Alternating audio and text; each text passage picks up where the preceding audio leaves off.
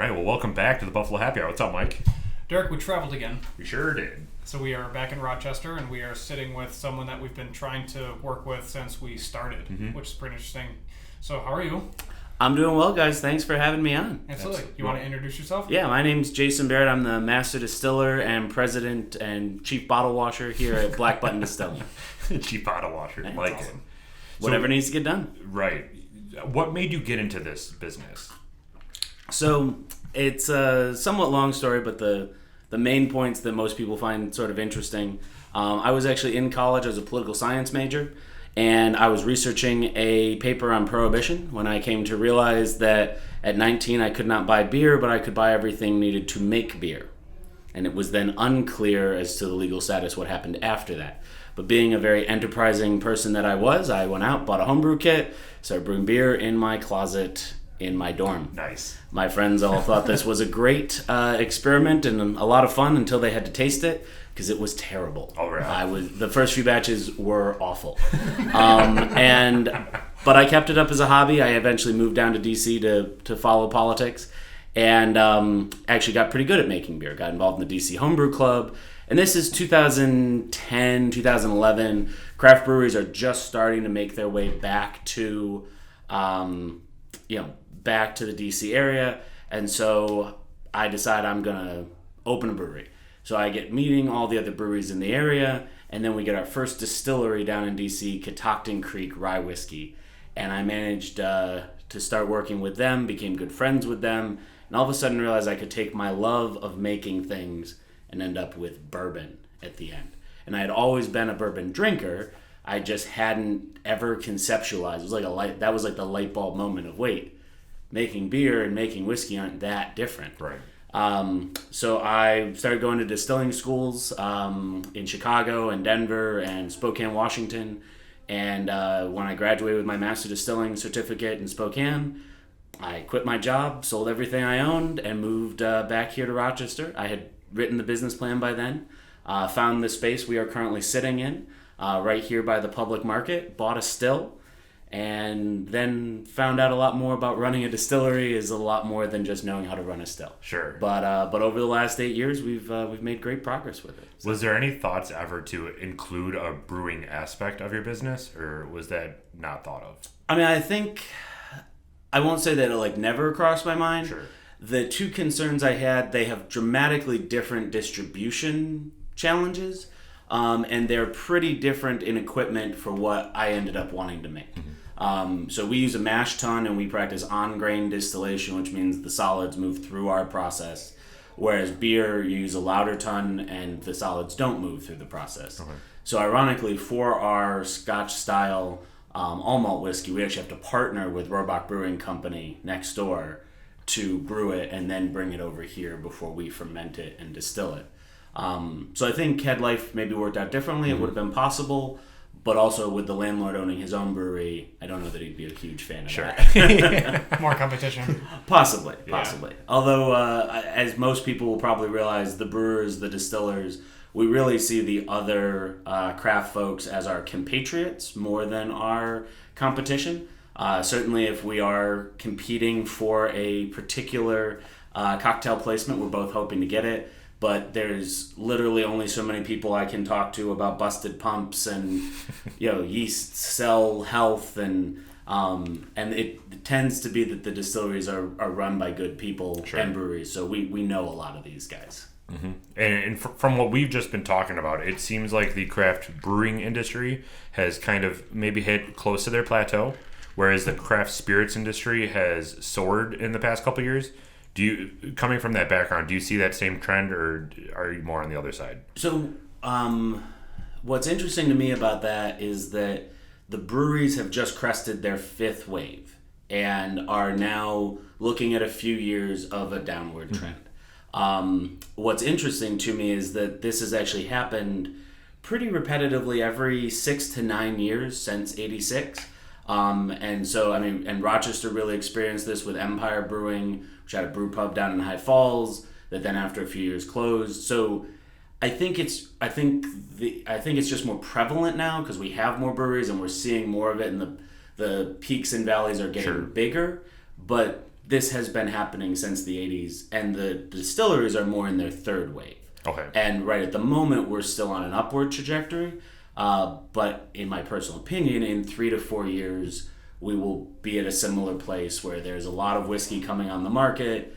There's a lot of people fighting for shelf space. And if that demand continues, if demand rises at 7% and supply rises at 12%, eventually you get to a point that that's not sustainable and it has to correct.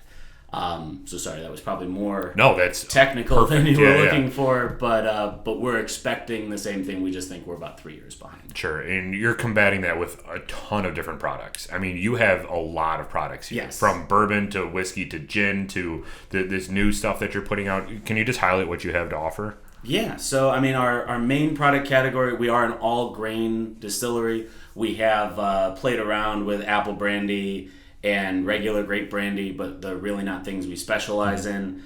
So we make corn vodka and wheat vodka. We make a number of gins, several of which are seasonal. So we make a Loganberry gin that comes out in April, right around the Broadway market. We have the Lilac gin that comes out in May for the Lilac Festival. We have our citrus forward gin that's more of a summertime gin. We have our original cocktail gin, which we partnered with Gallo Pizzeria up in Lewiston to create a historic recipe gin that would have been similar to what would have been served in 1812 when Lewiston was taken over by the British. So gin's a lot of fun because you can do R&D very quickly with it. Whereas whiskey, which is probably my first passion, if we're going to be very honest, the R&D cycle is much, much longer. Sure. You have 2 to 4 years invested in each cycle. So each time you change a yeast or change a wood type or change a methodology, you have to be really sure because you're going to own a few $100,000 worth of it before you're going to know if it's good. Right. So we do a lot less experimenting with that, but we still have our main 4-grain bourbon. We have our pre-prohibition style, which is a high rye bourbon. We have our port finish bourbon, which is our 4-grain finished in port casks, and then we have our specialty line, which includes Empire Rye and all malt Black Luck whiskey. So yeah, vodka, gin, whiskey. And then our last one is our bourbon cream, our bourbon cream liqueur, which is like an Irish cream but better. It's so good too. Yes, delicious. And you guys offer cheesecake with that. Yes. Yeah, we partnered with Cheesy Eddie's, and actually we're going to have some fun this year. We're going to be expanding on that partnership a little bit, and we're still going to be able to bring it to Buffalo. We found some partners there that'll serve as pickup sites. But yeah, bourbon cream cheesecake, which comes with a bottle of bourbon cream. It's just a fantastic package. We do that every holiday season. Sure. Is that public yet? Because there's a lot of people in Buffalo that like cheesecake. And the only place to really get cheesecake in Buffalo, hashtag not a sponsor, is Cheesecake Factory. Yeah. So do you have, is that public yet to release who in Buffalo? Or? So at the moment we have been doing them as like special events. Mm-hmm. So people pre-order on our website and then they pick it up a specific day. It's Blackbird Cider. Their cider hall is what will be the pickup location. Oh, cool. But the orders would need to be placed on our website. And we'll be doing versions for Mother's Day, Father's Day, 4th of July, one in the fall, and then Thanksgiving and Christmas. So, yeah. So unfortunately, it won't be available every day. Although I guess if it became popular enough, maybe the cider hall might start carrying it. We could ask them. But we've found that the pre-order allows us to make the right number of cakes. Right. Sure. Related to those holidays. That's super exciting. Yeah. That's really cool. Yeah. So we talked about this in one of our first episodes when we featured the 4-grain whiskey. So for all of our listeners that haven't been following us from the start, we talked about your history and how you came up with the Black Button name. Yeah. Do you want to give just another brief overview on how you came up with that name? Yeah. So my family's actually been making buttons since 1922. I would be the 4th generation if I was running the button factory. But I happen to be colorblind, so there was a joke when I was a kid, if I took over the factory, we'd only be able to make black buttons. So I decided I would make black buttons, but of the liquid variety instead. That button factory still exists. My mother runs it. We send buttons all over the world, primarily high-end men's suits. So Hickey Freeman, Tommy Hilfiger, Vera Wang, Oxford suits. And Hickey Freeman's right here in Rochester up on North Clinton Avenue. So we've actually worked with them for almost 100 years. It's 98 years this year. What is the company called? Hickey Freeman. Oh, Hickey Freeman. Okay, they make really high-end suits. That's awesome. Like $5,000 suits. Oh yeah, Like I got a couple Hugo? of them. Like same tier as Hugo, or Yep. would they be different? Okay. Yep. Yeah. And they're primarily in like London and New York and Chicago and San Francisco. Right. So not Buffalo and Rochester. I mean, they have a factory store. So, Right. That's so cool. Yeah.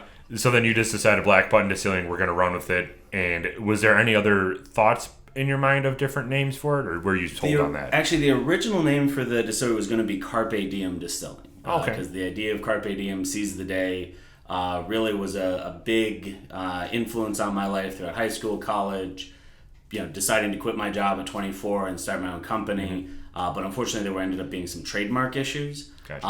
And it was one of those, well, you can, but at some point you'll probably get sued, and that'll be very expensive. Sure. So we decided to change the name, and that's where Black Button came in. And and between those two, I think there were like 200 names, because the Carpe Diem name I'd been working with for like 18 months, and then all of a sudden you find out you can't use it, and now you're like, well, now what do I call it? Right.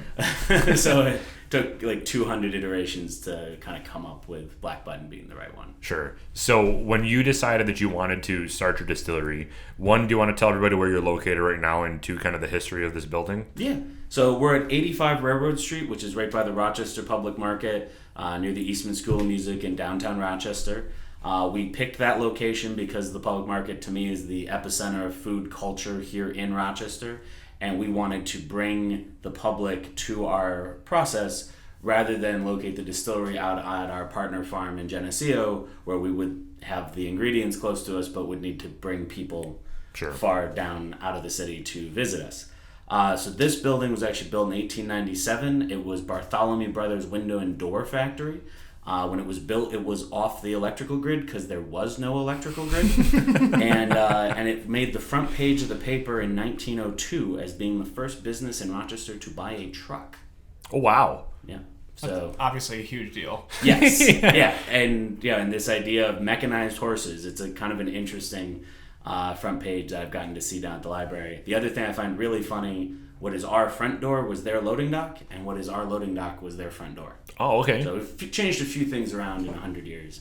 But the building is owned by Roebuck Brewing Company. They occupy the other side of it. They bought it in 97, moved into the far side, and then in 2012 rented us this side. So Sweet. yeah. So were you anywhere before here, or did you guys start in 2012? We started in 2012, and for the first 6 months, it was just in my mind and on my computer screen. But yeah, this was our first lease. That's awesome. So we've always made every drop of Black Button here, even though we now have 2 off-site warehouses where we store finished goods and store barrels. The production, bottling, everything is still done right on Railroad Street, 100% in this room. Okay. Wow. Where do you get your barrels from? So the barrels primarily come from Adirondack Cooperage, which is up in Remsen, New York. And I think we might be his most painful customer. And I say that only, and we've gotten incredibly detailed in what we want, because we discovered maybe 3 years in that the quality of the barrel had a dramatic impact on the quality of the whiskey. So all our barrels come from the southern slopes of the Ozark Mountains, which is in Missouri. And we feel that the southern slope trees have more wood sugar in them. They're then dried for 42 months outdoors, no kiln drying, which doesn't trap any of the sap or any of the harsh tannins in the wood, but obviously takes a lot longer and requires buying trees 42 months before you intend to turn them into a barrel. They're then hand raised over small open oak fires and then toasted to a specific char level for us that would run about a 3.5 on the normal 1 through 5 scale, but we do a significantly longer toasting cycle and then a flash char. So we have a much deeper caramelization area in the barrel than you would typically find. And all of that, we believe, contributes to the end flavor of what makes Black Button Black Button. Absolutely. I mean, we've had a number of your whiskeys, and you can taste that very sweetness in there based off of your process. Yep. Do you seem like, or do you feel like your process is much more demanding or intricate than a lot of other distilleries just because you know exactly what you like? Well, there's a combination of knowing exactly what we like and a quirk in our equipment that we didn't know we had until it was already in place. Oh, okay. So we've actually been trying to figure out the appropriate way to describe this to people, and luckily I have a few minutes here, so I can. Sure. We actually make whiskey in a way that, to my knowledge, no one else on the planet does. Okay. And it was actually not necessarily intentional, but it has had a dramatically positive experience for us. So typically, bourbon is made in either a pot still or a column still. And they both have pros and cons. Pot stills, tons of flavor, lots of great congeners that come over from the whiskey mash, but really inefficient. You lose 25 or 30% of the whiskey as you're changing between the methanol and ethanol and then the ethanol and propanol. So it's very expensive to make whiskey in pot stills. Column stills, very efficient. You'll recover almost all of the ethanol, but unfortunately you knock back a lot of those great flavors and you end up with what can be a fairly bland whiskey that then hopefully is transfixed into something better with the barrel and with time, etc.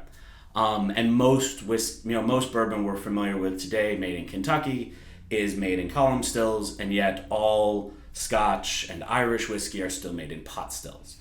So again, nothing better, or they're just different, and they both have their attributes. Our still was built to be sort of the Swiss Army knife of stills, so we can make whiskey, we can make vodka, we can make gin, and there's a number of distilleries that have that, but most of the time they involve changing out pipes to use different sections of the still.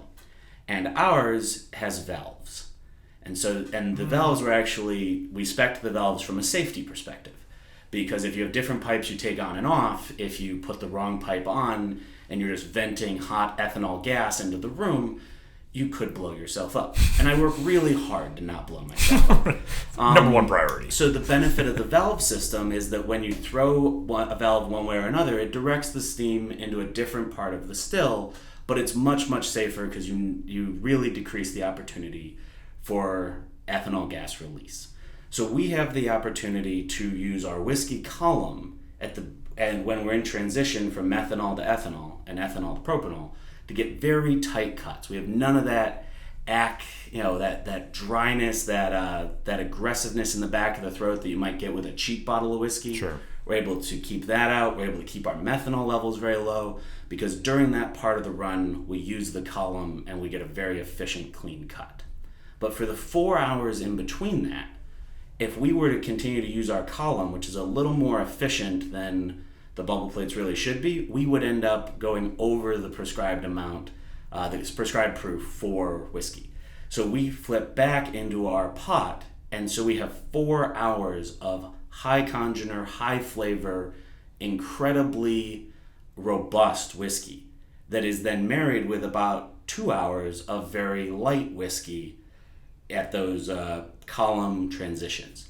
So all of that together gives us something with a lot of flavor, but very clean tasting. Sure. That then aged in our barrels gives us the black button style. How much trial and error did that take? About 3 years.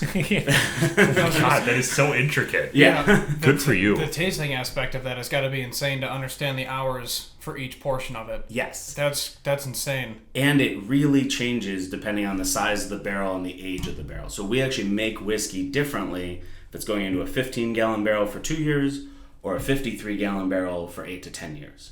So we will want more of the high character whiskey if it's going into the 53, and we will want more of the clean whiskey if it's going into a 15, just given the time that it's going to age. So you essentially worked with your equipment first and barrels second. When sometimes people they just get their still and they're like, okay, now I can do it, and then I'll just work with the barrels and then make my equipment work with those barrels and figure out the timing that way. Yep. When you're saying, the hell with that, like I have a totally unique way of doing the same thing because there's 40 ways to skin a cat. Right. So I'll just do it this way and reverse it. That's incredible. Well, and some of it also, when we were coming up, we came up through the barrel shortage. So, we started the distillery. We made our first batch of whiskey. It was sitting in a tank. So I call a barrel supplier that I'd met at a trade show. I was like, all right, I'm ready to order a barrel. And they're like, that's fantastic. When would you like it next year? And I was like, no, I need it now. Like you must have some, right? Right. No, we're taking orders for next year already. And okay, well, thank you. I'll call someone else. And by the third or fourth cooperage, all of a sudden it started to become clear that there might not be any barrels that first year. And so at the very beginning, I would spend days on the phone pleading with cooperage managers, calling other distilleries that I heard maybe had some extras. So that first year, we got actually exposed to barrels from all over. Kelvin Cooperage, McGinnis, Black Swan, Barrel Mill, ISC, Adirondack Cooperage didn't even exist at this point. And we got to try our whiskey in all different kinds of barrels. Oh, sweet. And what was interesting is that some of those really didn't work out. I mean, Black Swan is an incredibly respected cooperage. I have friends that use them exclusively. I like the whiskey that comes out of their barrels. But honestly, and we had a long conversation with it because I really like the family that runs it. Our whiskey and their barrels, it's just not a great matchup. And we talked for a long time about why that was and what might be able to change. And at the end, it just, those two particular things don't go that well together. And we stopped using them. And luckily only had so much that had been built up, and were able to find new homes for that, so that we didn't impact our exact whiskey. So that then made us very interested in what the wood would do with our whiskey, which endeavored this sort of 4-year crusade to get to the best barrel for the whiskey. And luckily, we're now seeing the fruits of that as we're starting to harvest those Adirondack Cooperage barrels. That is so neat. Yeah. Very, very intricate. So right now we're sitting in a part of the distillery that we could talk about, but like you have experimental bottles over there. Mm-hmm. Were those during that process, or are they experimental for right now? I mean, we're kind of always experimenting. We have a 200-liter test still, and if the world was my oyster, I would probably do something different on it every day. But instead, it's about once a month. And we'll anything from trialing a gin to making the apple brandy. One of the tests that's over there is bourbon that was finished in ex-maple syrup casks. Oh, cool. So casks that had first held bourbon, that then held the bourbon barrel-aged maple syrup that we sell in the tasting room, that we then put bourbon back into. So we're always trying different things, and it's not necessarily commercially viable to bring them all to market. Mm-hmm. You know, the apple brandy netted us about 16 bottles. Sure. By the time you do the labels and do the marketing, and the 18th person that comes through the door can't buy one, like, that just doesn't work. So it ends up in the distiller's library that we're sitting in, where when folks reserve this room, they can try different things that we have made that have never come to market. Oh, so you can rent this? Yeah. That is awesome. Yeah. Well, you can come in with like 6 of your friends, either try things off the shelf. We do a bourbon blending class. So these barrels that are sitting right here, we have a thief, and literally we would pull samples out. You would try them. We would then start combining them in different ratios. And when you found the ratio you liked the best, we would bottle that specifically for you to take home. And if you liked it a little sweeter and you liked it a little spicier, you could both go home with 2 individually custom bourbons made literally right in front of your eyes. Wow. How do you reserve this? Speaking for myself, because I want to do it now. Yeah. Okay, go to the website. I mean, I think most people end up talking to Jessica, our tasting room manager, to nail down exactly what they want to do with it, because again, it can range just from people doing a cocktail party to the whiskey blending glass. But yeah, our website has all those details. And yeah, it's a lot of fun. That is sweet. What's your lead time to book this? I'm sure it's a pretty hot thing to do. I mean, it all depends on the availability. Right. You know, so like Saturday afternoons tend to be a little busier. There's a group coming in when we're done with this podcast. But I mean, we've had people call up and they want to do it this weekend, and if we have the time, happy to have them. So it really just depends on the availability. Most people, I think, are booking 3 to 4 weeks out most of the time, just because they're coordinating with their friends, and we can do groups of 4, groups of 6. If we needed to do the same experience for a larger group, we would utilize the tasting area, because we've done groups up to like 20 or 25, but obviously you're not packing all of those people into this room. Sure. But we can open the door and have all the fun of this room in a larger space. That's cool. So, over there you have not only your stuff, which is everything that's made by Black Button, but you also have a segment of things that, one, are the bottles that were from distilleries that were failed during the Prohibition, correct? Yes. So I'm a huge history nerd. And so we did a lot of research in the early years about what were the distilleries that were in Rochester and Buffalo when Prohibition struck and struck them down. And luckily, through eBay and flea markets and a couple of historians that keep an eye out for me, we've been able to get bottles from many of those distilleries and blenders, and that's what we have along the top shelf here. All folks that ended up having to close due to the Noble experiment. And we've been able to trace down some of their recipes, some of their techniques, been able to see pictures of their equipment. So a lot of that's been a lot of fun. And in many ways, a lot of that is what inspired our pre-Prohibition style bourbon that we do just as a taste room exclusive because we do so little of it each year. But this is an approximation of what whiskey might have tasted like in Rochester, the year before Prohibition struck the industry down. Sure. How is that different than your regular whiskey? So the regular whiskey is a 4-grain. This is a high rye whiskey. So it is 80% corn, 20% rye. Okay.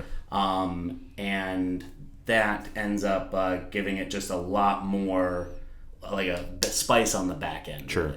Really. So part of that's that corn was very plentiful in Rochester. Rye was being ground by the mills at High Falls, but malted barley would have been incredibly expensive, so they wouldn't have had as much access to that at the time. So that's a much, much smaller percentage of this. How much do you make of that a year? The first year we only made about 300 bottles of it. This year we'll have about 900 bottles of it. Wow. Yeah. That is Is that increase just because you're reserving this room more? So you always want to have it for we that? sell it in our taste room as well. Okay. And some of that was just the R&D cycle. So this one is aged for 4 years in 30-gallon barrels, all in warehouse number 1. And so when we had first tried it, we wanted it to get to about 2 years before we committed to a lot more of it. Sure. Because again, each one of these barrels, we're committing, $5,000. Right. So, you put up 4 of them, that's a $20,000 bet that 4 years from now you're going to like it. Mm-hmm. And while I have decent self-confidence, I do like to try a few things before getting it. Because we've had some things go disastrously wrong. Mm-hmm. We did a yeast trial where all of the pre-barrel work, the yeast performed. It was a special culture of yeast that we had worked with a company down in Baltimore on. And all the fermentation results were great. The distillation ran well. We put it in the barrel, and it's about 4 years old now. It's undrinkable. It's awful. And my only hope is that in the next 4 to 6 years, it will get better. Sure. But also I'm looking at, we ended up doing several batches of that. So we probably got $100,000 worth of whiskey in the warehouse from that yeast trial that at the moment is not saleable. Wow. When do you make that decision to pull the plug? Because there's always that hope for 4 more years it'll make it better. Yeah, so this one went particularly off the rails, and as soon as that became apparent, we've made no more of it. Okay, gotcha. Because, we may not be rocket scientists, but we're not going to keep doing that. Right. But it sounds like us with our podcast. but the irony being that if that, just because it's not good at 4 years doesn't mean it might not be great at 8 or 10. Mm-hmm. And if that was the case, we might choose to restart it, but you would have a several year gap. Right. Because, and you're always just looking for leading indicators. If things are going positively, we might choose to invest more in it. If things are going poorly, we invest less in it. The apple brandy probably being another great example. I love apple brandy. It's very tasty. We have a lot of apple trees here in Western New York. But the economics of it are dire. Sure. And I'm sure that with more work on pectin enzymes and the fermentation and a few other things that we could increase that yield. But as we ran a couple batches of it, the yields were so poor. We got to talking about what it would take to really make that right, and at the end we decided that just wasn't an investment we were going to make. Okay. Because I think a lot of times folks think of distilleries just as sort of being masters of everything, and in reality, rum is an incredibly different animal than grain-based products. The fruit whiskeys, or the fruit brandies are an incredibly different system than grain-based whiskeys. So we like to dip our toes in those water from time to time, but typically we come back to what we know, which is that grain-based distillation. Sure. Which is common that you see down south, because the flagships that everybody knows of, they're really known for like a single barrel and then what you would always go to the store to buy, and that's it. And then they have barrel houses and multiple barrel houses of their one product because they're like, we mastered it, we've been doing it forever, like this is it. And then it's interesting to see local trying to do so many different things, but more times than not, it's always good. Yep. Like most local products now 7 flagships, and they're like, well, how do we pick 4? Yes. You know? And we have the same question because I've often been asked, why do we mess around with gin if we're so good at whiskey? And some of it's that we like the creativity of it. Some of it's that it lets us speak to another consumer at the same events. And some of it's just we like it.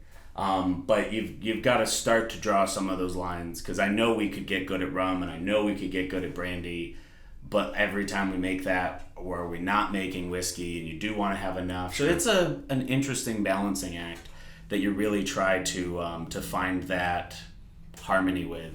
Again, back to the breweries, you do again tend to see most breweries with a flagship that is the majority of their sales. Rohrbox's Scotch Ale is by far their biggest mover. You know, Hayburner with Big Ditch. With Big Ditch. You know, Rusty Nickel has theirs. You know, like, it's not that they don't make 15 styles, but they kind of become known for something. And there's always a question of, as it becomes your flagship, you always put a little more marketing behind it. Now all of a sudden it's really taking off. And I've often wondered, you know, kind of how that all develops over time. Sure. But at the end of the day, you know, if folks are buying, we're happy to be selling. Exactly. So you have the Prohibition style, which is a predominantly corn but high rye. Yep. But you also have an Empire rye as well. Yes. Can you talk about the rye mash, but also what qualifies it to be an Empire rye? Yep. So Empire Rye was a project that really started about 6 years ago when 8 distillers got a little drunk at the the American Craft Spirits Association conference and got to talking about the history of whiskey in New York specifically. And so people have often made whiskey or any kind of alcohol from whatever was cheapest. So grappa was made from the pumice of wine. Rye whiskey came about because rye grains grow in fields that nowhere else will. And before modern milling techniques, rye bread was very, very cheap. It was what you ate if you were poor. So rye grain was very cheap to then make whiskey out of. And at times when corn and wheat prices would go way up, distillers would switch to making more rye whiskey. And so we decided as a group to bring back that Empire style of whiskey that we are hoping in time will be on the same level as Kentucky bourbon and Tennessee whiskey and Scotch and things of that nature. So there are now 16 distilleries making Empire rye whiskey. It must be 75% rye. It must be 75% of all the grains must be grown in New York. It has to be made, aged, and bottled at a single distillery. It has to be distilled at under 160 proof. It has to be aged for at least 2 years. And the aging in the barrel has to be under 115 proof. Okay. And that being a key difference from Kentucky whiskey, where you can go in at 125.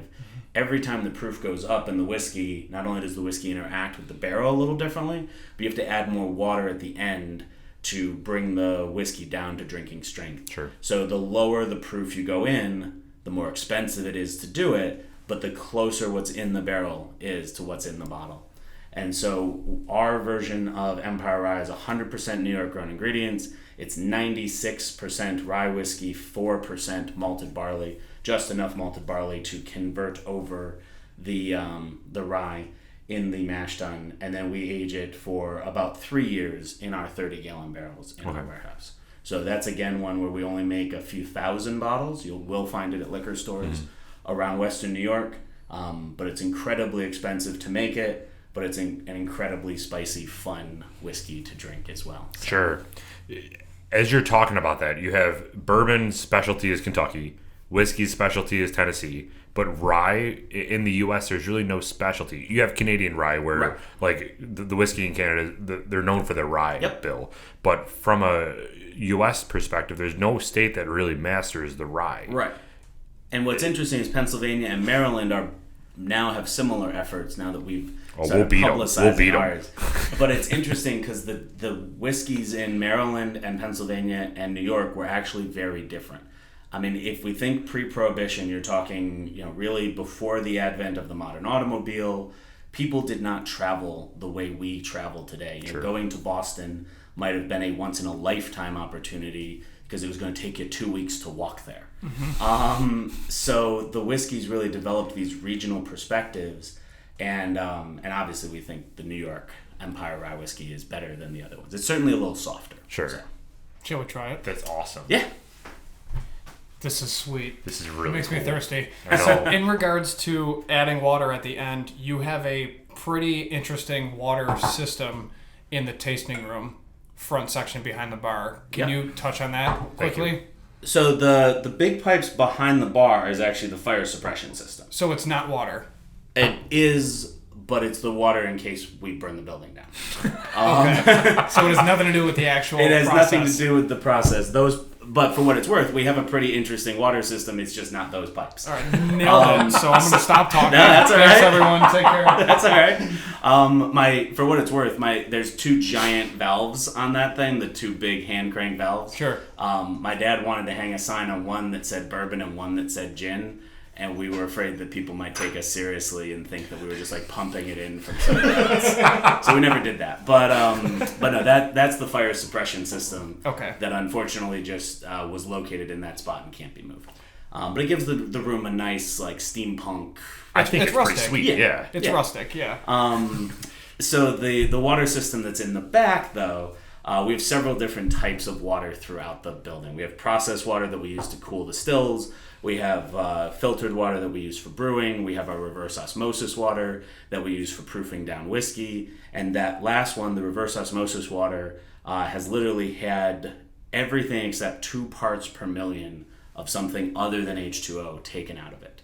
And so that way, when we add it to the high proof whiskey, we're not bringing in any chlorine or fluoride or any of the other stuff that it's good that they put in drinking water because it keeps us all safe, but would not taste good with whiskey. Sure. The other thing that's interesting, that brewing water all comes from Hemlock Lake. We're in the old center section of the city, so we're still fed from Hemlock Lake. Genesee Beer also uses Hemlock Lake water. You literally could not move this distillery to Webster and get the same product because they're fed off of Lake Ontario, and the minerality and the pH and the acidities are just so different that literally moving just 10 miles east or west would dramatically change this product. Interesting. Wow. Yeah. So we're really Yeah, happy. it's so no big cool. deal to you, and our minds are just boiled eggs and just falling out I mean, of there's our ears. also an interesting question. We've come to realize all this. I'm not necessarily going to claim that we knew all of that when we moved downtown. Sure. We've discovered a lot of things over those 8 years. So sometimes it's better to be lucky than good. Is Sure. what I always put out there. a lot of And favors. that's not to imply that you can't make good whiskey from Lake Ontario water. It would just be very different. Right, yeah. So, And with it being Hemlock Lake as opposed to a larger Lake Ontario, you're more distinct than a lot of the other distilleries that might use that same body of water. yes. Because Yep. you're not using the same as everybody else. Yep. Although there's even big differences in the water quality just from Lake Erie, where Buffalo resides, to where we are off of Lake Ontario. Because again, it picks up a lot of the minerality literally from the rocks that are at the bottom of the lake right there. Can you imagine? That's a testament to the distilleries in Buffalo, because there's some good products coming out of Buffalo, and Lake Erie is It's not a good just lake. atrocious. Like there's an actual meme that's circulating the internet now where it said if you had Lake Erie water in your mouth at one point in your life, you're immune to coronavirus, and it's pretty spot on. But yeah, that's interesting. I was gonna say, I'm sure they treat it a good bit before it comes out of the. Oh yeah, I'm sure. So what do you guys do for filtration for your water? Is it carbon or is it So something for else? the filtered, for the pre-filters for the brewing water, yeah, it's just these big carbon sinks that catch all the kind of larger molecules. But then the reverse osmosis is a 7-stage membrane filter, Sure. where literally it's using pressure and only and it has holes the size of H2O, Yeah. and only that will make it to the other side. And as you do that in 7 progressive steps. And then run it through an ultraviolet light, you end up with pretty much pure sterile water. Mm-hmm. But it's still different than distilled water. I oftentimes get that question, well, you must use distilled water. Distilled water would actually, the ion charge of the water is so different that it'd be pretty gross in whiskey. Oh, really? So if we use distilled instead of the hemlock, leaf lock, non-homogeneous, homogeneous leaf water, that's what we call it. Yeah. So the story behind that, we went to the Black Button tasting room in Buffalo. Yeah. And when we bought our first bottle of it, we got a bottle of the reverse osmosis hemlock lake water. Yep. At that time, I didn't know what it was called, so I just started making up random words for it. And then I still don't know what it's called, so I just run with it and just make a joke. But yes, if we use regular distilled water, it would be a different process than the hemlock lake water. And it would taste different. Yeah. That's crazy. So now we need a refill. For most people, if they're adding a few drops of whiskey at home, and I mean, I don't know it. I guess it all depends on how into whiskey you are. Right. But I usually recommend people use spring water. The commercially available spring waters are fine. But like Dasani is actually filtered tap water. You'll get a very different ion content. So I usually don't recommend that if people are using it at home for droppers in whiskey. Sure. And the reason why you would add water at home, same reason people add ice cubes, as it dilutes down a little bit, you start to release some of the more complex flavors in the whiskey. So you'll see a lot of scotches that recommend putting a couple of drops of water in and opening up the whiskey is what they call it. Okay. So you get a lot of like peppercorn Cheers. taste from this. Yes, cheers. A lot of peppercorn taste from this, but it doesn't burn you going down. Right. So a lot of that like back of the throat acidity, astringency is coming from the end of the distillation run. So by avoiding that in the column, you don't get that traditional kind of bite in the back of your throat. Sure. But the peppercorn, we're using Danko rye grown down in Groveland, New York, on Edgewood Farms, which supplies all the grain for all of what we do. It's just this big, fat, plump rye. It's kind of a nightmare to grow it because if it gets too plump too early, the wind tends to blow it over. And once it's been blown over, you can't use it for making whiskey, just pig feed. But as long as we can get it out of the fields before the wind knocks it down, it's just this incredible grain that's got just so many great properties to it. Imagine that place before a windstorm. Right. All the employees are just running around, just trying to grab it all. I mean, we got 1,600 acres, so if there's a big storm coming, there's actually not a lot we can do about it. Right. That's true. But we do grow our grains in two separate sections because it literally even turns into like microclimates. So we've got southern fields that literally overlook Canisius Lake that are have quite a bit more grade to them, so the water moves through them quickly. Whereas the northern fields are more flat, more exposed, going to have more wind, and we usually our farmer grows twice as much as what we need, and then we do sampling on each one. We pick one of the two lots, and he uses the other for his beef cattle, so that way we get because a lot of times we lose one of the two. Mm-hmm. Okay. How long is this one aged for? The Empire Rye? So this is going to be going right on about 3 years. Okay. Yeah. This is so batch, good. This is batch number 2. So this is very, very good. Yeah, it's good. And speaking of employees running around before a windstorm, how many employees do you guys have? I'm pretty sure it's 96 today. Wow, moves around sometimes. But yeah, we have 96 employees all across New York State, and we're in the process of hiring folks in Boston, New Jersey, Denver, Dallas, San Francisco, Austin, Tampa, and Orlando. How many employees does your mom have who runs the button factory? 1. Just her? No, 1 and her. Wow. I mean, it used to be up to like 35, but it's down to just 1 in her. There's just not a lot of call of super high, like we do the really high end, like hand turned horn buttons for $5,000 men's suits. Right. There's just not nearly as much of a call for that anymore. Right. Really, like the family's just not a huge fan of zippers. It was really a declining time for us. It's a very sore subject. So stop bringing it up, Mike. No, you're fine. Sorry. No, I mean my mom still runs it, still enjoys it, but but they're it's just not a growing industry. The niche that we're in. Yeah. No kidding. Yeah. Wow. Okay. So with you hiring these employees basically around the U.S., there's obviously the future of Black Button being available everywhere. Where is it available right now? So right now it's pretty much the Northeast, Maryland to Maine. We're adding Florida, Texas, California, and Colorado. And in time we may add more states, but as you can imagine, those are states with large populations that over-index on craft. They usually have large craft brewing, societies as well. And we just think it's the right kind of consumer to appreciate our high-end products. Sure. So no knock to the folks that live in Nebraska, but I think it's going to be a long time before we are trying to penetrate that state. Sure. Okay. We actually have fans and followers in California. So they'll be happy for you. Yeah, hearing that will be nice for them. Yeah. No, I was going to say, the distributor just got set up there. If they ask their local liquor store to reach out to us over the internet, we will get them connected. Cool. I used to try to walk people through who the distributor is in each state, and I just reach out to us online. We'll take care of it. Right. It's easier. So you guys are not only branching off into the rye, though, but you also are doing a play on Scotch as well, right? Which is the third bottle here? Yes. Our American single malt, it's a peated single malt. We call it Black Luck. We really only we've only made one batch of it ever. We're about to release our second batch in May. It's a collaboration between us and Restaurant Good Luck in the Village Gate, if anybody's familiar with that in the Rochester area. And they really kind of pushed us to make this because they felt that our distilling style would translate well with this style of whiskey. So they have unfortunately, I guess, I don't know if that's the right word, but they have actually already committed to buying all of this batch. Oh my gosh. That's coming out in May, 225 bottles, and it'll be available there. And so it's 75% unpeated malt whiskey from here in New York, 25% peated malt whiskey from up in Canada, and aged for 2 years. This particular one aged for 2 years in 15-gallon barrels right behind the still.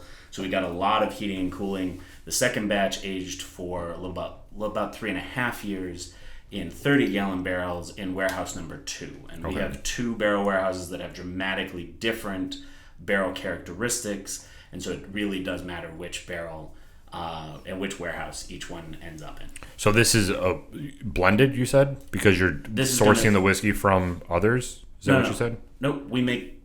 Yeah, we never really figured out how to buy other people's whiskey. Good for you. Good for you. I feel like we've met, especially as I'm seeing more places pop up, I certainly recognize the economics of it. Right. We just, it didn't cross our mind for the longest time. Sure. I love it. You're probably sitting there it's been 6 years. That's a really good idea. We just never really figured out how to do it. Right. I don't know if we just didn't make those contacts. It just wasn't that interesting to me. So no, we made 100% of this here on Barrow Street. It just where it ages, we have the two warehouses that are off-site where we age barrels. Okay. Awesome. Yeah. So for the people that don't know, the way that peat comes from Scotch is they're actually drying out their barley with peat. Yep. That's how they're burning it. Yep. So you can definitely smell that peat in here, which I wasn't expecting it to be that prevalent.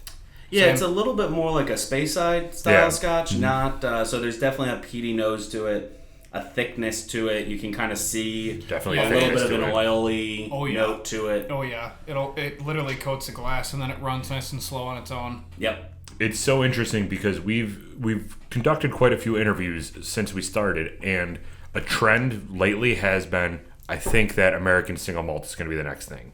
I think that this is going to be the next thing. Yes. And you guys just sent it. I mean, we like trying a bunch of different things. This is so interesting. It's always likely to be a small component of the whiskey for us, just because, again, we can only make one thing per day, and we spend most of our time making bourbon. But before you leave off, to give you the name of the distiller down at Hollerhorn Distilling in Naples, because they're just going to do American single malt. Sweet. And I'm so excited. Carl went over to Scotland, studied at Springbank. He built the distillery with his own 2 hands. Literally built the building. He's the nicest guy I know, other than some of my employees who I love. But I'm so excited about the stuff they're going to be making there. And we've not only become good colleagues in the industry, but good friends. So that is you've awesome. got to talk to this guy. This stuff's going to be off the charts. No kidding. And the equipment's in. He's getting it hooked to the boiler. The first firing is in 2 or 3 weeks. Wow. So this is an exciting time. Huge time. Yeah. And then this is something that's never been experienced in the U.S. before. So American single malt has existed for maybe 20 years, but at such a small level that I have no idea where you ever would have found it. It is just now starting to kick off, and it'll really be another 10 years before I think you start to see sections of it in liquor stores and a real movement. That is But it's definitely coming. Because, again, Scotch is great, but you have the opportunity to take local terroir from the grains, local distilling, and the local climate, and really influence that whiskey in a very different way. And because they're aged for so long, the climate becomes an ever more important part. Mm-hmm.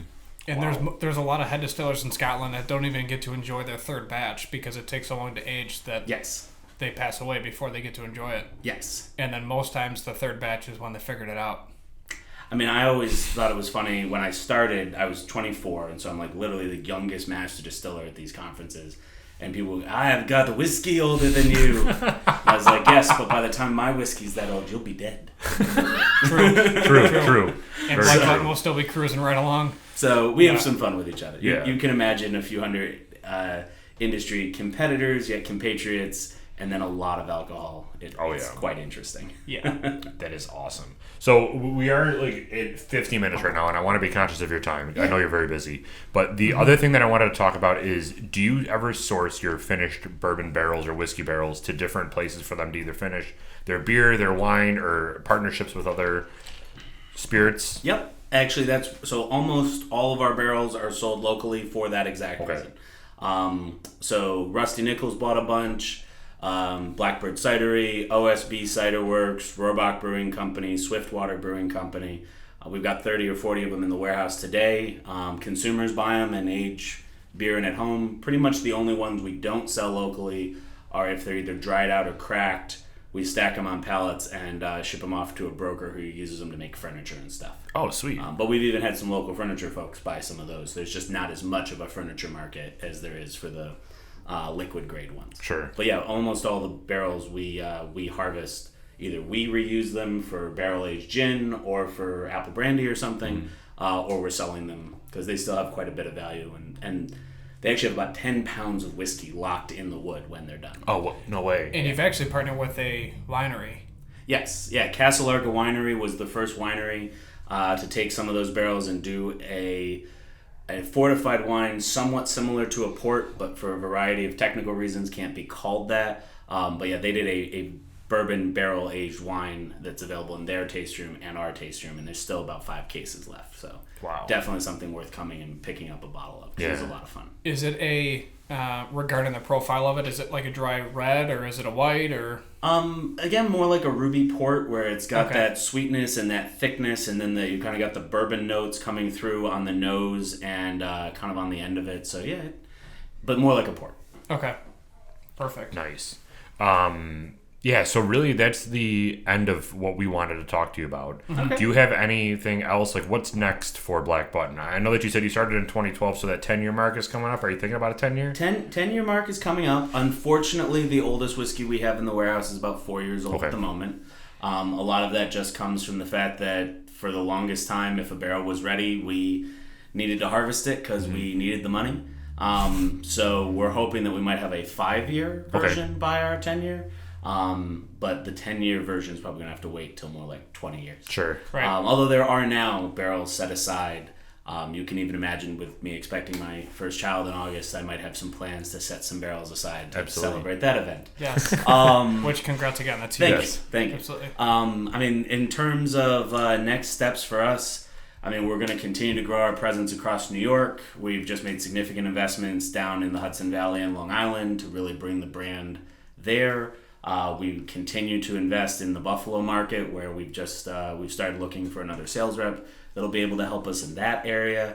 And we're going to keep making what we make, and in time I'm sure there will be new and different versions of it. I'm starting to get particularly interested in barrel finishing. So we do the port finish bourbon, and we may have been able to get our hands recently on some barrels you wouldn't expect. Okay. But since it'll be another year or two before those come out, I think I'll just have to invite you back at that point. Sounds good to us. To taste those barrel finished whiskeys at that point. Sure. So where can everybody find you on social media? So blackbuttondistilling.com. We're on Twitter. We're on Facebook.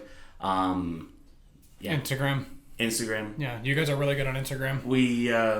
We haven't been doing as much with that. It's always an interesting question which platforms are really taking off. But the best way to keep in touch with what we're doing is actually go to our website, sign up for our email address. We really only send like one newsletter a month, but we managed to get all our info into that. Cool. Nice. Yeah. All right. Well, thank you. Do you have something to add?